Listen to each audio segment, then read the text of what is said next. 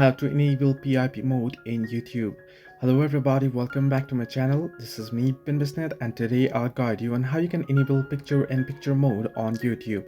Now the process itself is quite simple and quite easy, so let me guide it through.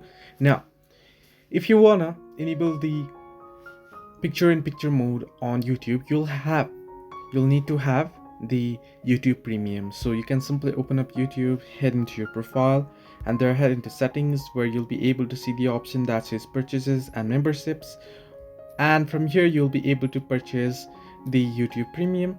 However, if you don't have Premium, there is still an option. What you can do is you can simply go ahead and you can open up the YouTube in the background apps. Here you can see, now you can tap and hold on it, and now you can see it says drop here for pop-up view. Now these are only available in some Android devices, and so you can, once you drag it there, you'll be able to see that the pop-up has appeared. Now I can play any video here on YouTube, and on the background I'll be able to use any other apps from my phone as well.